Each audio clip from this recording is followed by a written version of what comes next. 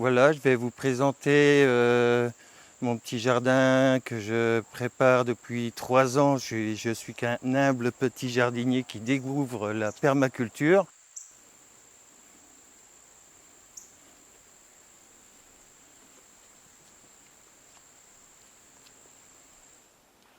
Voilà, du coup, mon parcours professionnel est dans la maintenance industrielle. Je suis issu du milieu agricole. Du coup, je suis très proche de la nature, des anciens métiers, euh, charpentier, la couverture, zingueur, la maçonnerie, mais tailler des pierres. Le jardinage, ça s'est venu là depuis 3 ans. Alors pourquoi cette passion pour le jardinage? En premier, je suis quelqu'un qui a déjà un très bon coup de fourchette, qui aime bien manger de bonnes choses, un ras-le-bol de la bouffe industrielle avec tout ce qui va avec. Donc, je me suis dirigé rapidement vers la permaculture. La permaculture, pour être bref, c'est une association de plantes sur un sol qui est toujours couvert pour éviter aux mauvaises herbes de pousser. Ensuite, c'est des plantes qu'il faut qu'ils soient amis parce que plus je concentre des plantes, moins il y aura de mauvaises herbes qui vont pousser. La permaculture, pourquoi? Par l'amour, le respect de la nature. La permaculture, c'est respecter en priorité la terre, parce que pour avoir du jardin, il faut de la terre. La permaculture par rapport au respect de l'humain, par rapport au respect des animaux et le respect de tout ce qui pousse, les plantes, les légumes, les fruits, etc. Pour manger du bon, du sain, sans devoir passer par rapport au traitement chimique. C'est un sol qui n'est jamais nu. C'est un sol, que l'on travaille le moins possible, de manière à ne pas tuer tous les micro-organismes qui se trouvent à l'intérieur. Plusieurs exemples concrets qui se trouvent là. La capucine, elle attire les petits insectes. Donc les petits insectes qui sont attirés sur les capucines, ils vont pas aller sur les carottes ni les poireaux. Pareil, je sème, je suis toujours en train de semer. Un maximum de vivaces, de fleurs vivaces. Pourquoi? Pour pouvoir accueillir des oiseaux toutes sortes. Premier, tu fais pousser ce que tu manges selon tes envies d'une année à l'autre. Et la permaculture aussi, c'est une méthode de jardinage ancestrale qui a été perdue, qu'on retrouve justement maintenant au fil de ces 20. La permaculture revient de nos régions depuis les années 70-80. Donc là, on arrive sur la zone de recyclage des déchets. Donc mes 2 premières années, j'avais un tas de compost que je posais à même le sol. Et le compost, on ne le fait pas n'importe comment.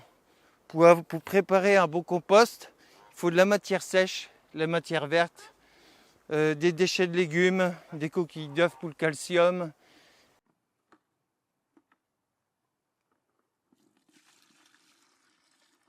Et tu vois, ça sent pas. Et si ça sent pas, c'est que tu as bien réussi ton produit. Et là, tu as un produit à 45-60 euros du litre. C'est pas mal, hein? Ah, je dis ça avec une fierté, parce que ça a l'air de rien, mais ça a augmenté mes rendements d'un quart. Donc là, c'est une première planche. La deuxième planche, là, c'est patates douces, c'est-à-dire légumes racines qui sont amis avec les légumes fruits, comme l'aubergine, le poivron, un beau spécimen. Voilà. Là, en fait, j'ai des aromates.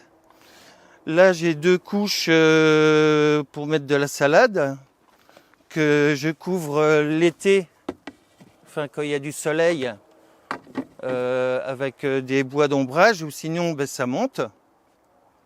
Ensuite, derrière, là, j'ai un îlot de fleurs vivaces qui permet d'accueillir tous les auxiliaires, les bourdons, les abeilles, les coccinelles, les oiseaux. Quand tu vois les jardins conventionnels, c'est un peu comme dans l'agriculture.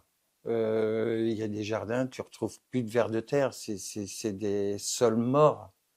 Alors forcément, ça n'apporte pas du bon sur toi-même, enfin tous ceux qui consomment tout ce qui y pousse, quoi. Travailler la terre aussi, pour moi, c'est une manière de relâcher.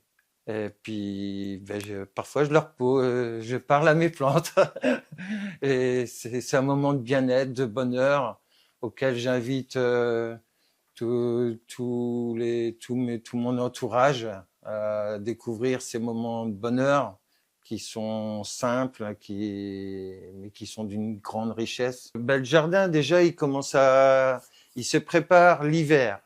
Il se prépare avant de rentrer en hiver, en sortie d'automne. Pour avoir un bon jardin, pour avoir de bons légumes l'été, il faut y apporter les amendements à l'entrée de l'hiver. Parce que normalement, l'hiver, il neige. Et l'avantage de la neige, c'est que la neige forme un poids sur tes amendements et lorsqu'elle fond, elle emmène tous tes amendements dans le sol. Tu arrives avec ta grelinette, avec tes 5 dents que tu plantes comme ça, tac, tu aères ton sol. Et le fait d'aérer ton sol, ça permet à tes amendements de rentrer dans le sol, mais également de ne pas perturber la vie souterraine. Parce que la permaculture, en fait, faut toujours couvrir les sols. Pourquoi? Parce que de couvrir les sols, ça permet de mettre un engrais qui se décompose au fil du temps.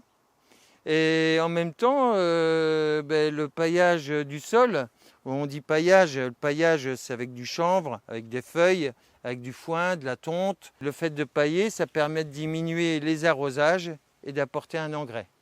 Tu prends ta main avec tes 5 doigts, tu la plantes comme ça dans le sol, tu la sens comme ça sous ton nez. Une bonne terre de jardin, elle sent même un peu la mycorhize, le champignon. Voilà. Et là, tu as tout gagné. Donc en premier, ce que je mets, je mets des tomates, je mets des choux, des tomates. Après, je sème, je plante du basilic que j'ai préparé dans la maison, que j'ai semé dans la maison. Et puis autour de mes plantes, autour de ces plants-là, je mets des œillets d'Inde parce que tout ce qui est jeunes plants, les gastéropodes, ils adorent ça. Bon, on fait une muraille d'œillets d'Inde qu'ils adorent. J'ai essayé les mares de café, les épines de pin, de sapin. J'ai essayé toutes choses, mais les gastéropodes ont été difficiles avec moi. Le soir, avant d'aller me coucher à 10h30, je prends ma frontale et je prélève tous les gastéropodes. Et je fais cette opération-là pendant 8 à 10 jours. Puis à un moment donné, il y a presque plus de gastéropodes. Au départ, je me suis dit, les taupes, va falloir que je trouve une solution aux taupes. Mais non, les taupes, justement, elles sont un ami du jardinier. En fait, les taupes, elles te nettoient ton sol, mais elles attaquent pas tes légumes. Ce qui attaque tes légumes, c'est les petites bêtes à 4 pattes avec une grande queue, les campagnols, les rats, un petit peu les musaraignes. J'ai des pucerons. Tu peux acheter, si tu n'as pas de coccinelle, bon, déjà, tu mets des fleurs qui attirent les coccinelles. Tu as des fleurs qui attirent les oiseaux, tu as les fleurs qui attirent les coccinelles. Tu vois, chaque plante a une utilité dans la vie. Déjà, moi, mon enfance, l'agriculture, ça n'a rien à voir avec l'agriculture de maintenant. C'est des petits ballots. Mes parents avaient 44 hectares. Mon père a commencé sa ferme avec 12 ou 15 vaches. Et au fil du temps, il s'est agrandi, puis a tourné jusqu'à traire 55, 60, 50, 55 vaches. Les quotas laitiers ont apparu, il a fait construire un grand bâtiment pour traire 65 à 70 vaches. On faisait les foins avec 3-4 fermes ensemble. On faisait les foins chez l'un, les foins chez l'autre, après les maïs chez l'un, les maïs chez l'autre, les moissons. Toujours travailler en équipe. Mais arrivé mi-années 80, où là, le monde libéral, le capitalisme est arrivé en pleine face, où il fallait produire plus. Moi, mon père m'a toujours dit, mon fils, reprends pas la ferme, quoi. Et puis, autant, autant que je trouve que c'est un métier noble. Travailler pour soi, le respect de la nature, le respect des bêtes. Mais au fil du temps, c'est devenu un crève-bonhomme. Mes parents ont été usés ils n'ont jamais profité. Les seuls moments libres qu'on a eus pendant ma jeunesse chez mes parents, c'est au mois d'août. Lorsqu'on a fini les foins, après c'est la moisson. Et après, il y a un battement de 15 jours, 3 semaines entre la moisson et les maïs. Et là, c'est le seul moment où le père se levait le matin à 6 heures, pour 5h30, pour traire les vaches de bonne heure. Puis on partait au stand avec la CX sur les plages du Nord. Ça fait 2h30, 3 heures de route. Puis à 5 heures du soir, il fallait repartir. Puis rattaquer la traite à 7h30, 8 heures du soir. Ça m'a appris surtout aussi à me débrouiller et puis à ne pas jeter, à ne pas gaspiller. Voilà, voici un peu mon esprit de vie.